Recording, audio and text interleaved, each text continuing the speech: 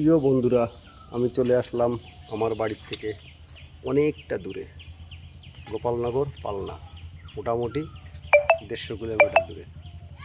তো বন্ধুরা, আপনারা সবাই হয়তো জানেন গোপালনগর পালনায় বাবুরায় ঠাকুরের জাগ্রত মন্দির। এই দেখুন সেই কালী মন্দির। জয় মা। মা নিজে ভালো থেকো, সবাইকে ভালো রেখো।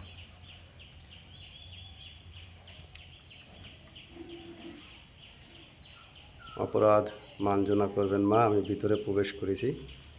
এই দেখুন সেই মায়ের কালী মন্দির। এখানে কিন্তু হাজার হাজার ভক্ত আসে, এসে ভালো হয়ে যায়। আপনারা সবাই হয়তো জানেন, ইউটিউবে দেখেছেন, গোপালনগর পালনায় যে জাগ্রত কালীমা মন্দির রয়েছে, এইটা সেই মন্দির। প্রতি শনিবার আর মঙ্গলবারে রুগী দেখা হয়। আমি এসেছি আমার বাড়ির থেকে, তো যেটুকু পারলাম তুলে ধরলাম। আজকে অবশ্য উনি রুগী দেখেন না, যেদিন দেখেন শনিবার আর হচ্ছে মঙ্গলবার। তো আজকে আমরা অন্য একটি বিশেষ কারণের জন্য এসেছি। তো বন্ধুরা, আমি বাবুরার সঙ্গে কথা বলবো। আপনাদের সঙ্গে থাকার অনুরোধ রইল, সঙ্গে থাকুন, পুরো ভিডিওটি দেখবেন, নিজে দেখে অপরকে শেয়ার করে দেবেন, দেখার সুযোগ করে দেবেন। ভালো থাকবেন। আমি যাচ্ছি ভিতরে।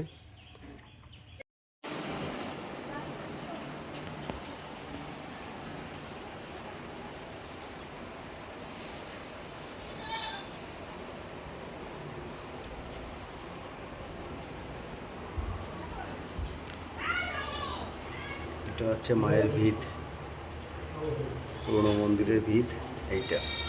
বাবা এখানে পুজো করলেন। প্রিয় বন্ধুরা, বাবা এখন পুজোয় বসেছেন। আমি মন্দিরে যাচ্ছি, আমার সঙ্গে সাথে এই ভিডিওটি দেখার অনুরোধ রইল।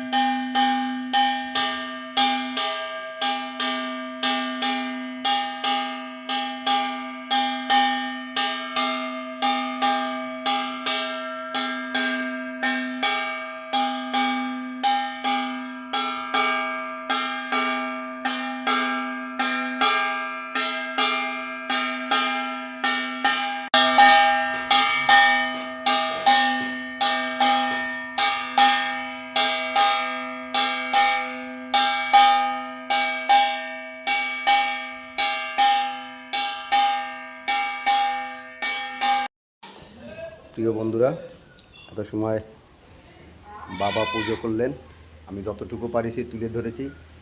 এখানকার আসার অ্যাড্রেসটা বলি।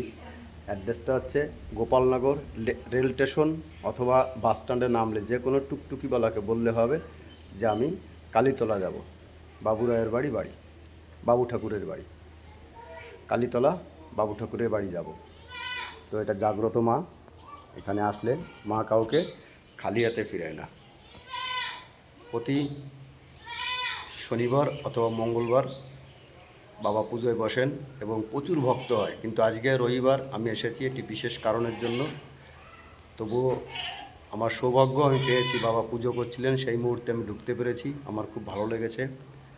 যতটুকু পারিছি আমি তুলে ধরেছি। বন্ধুরা, ভিডিওটি যদি ভালো লাগে অবশ্যই শেয়ার করে সকল ভক্তের মধ্যে ছড়িয়ে দিও এবং নিজেরা ভালো থেকো। নেক্সট ভিডিও দেখার আমন্ত্রণ রইল। টাটা।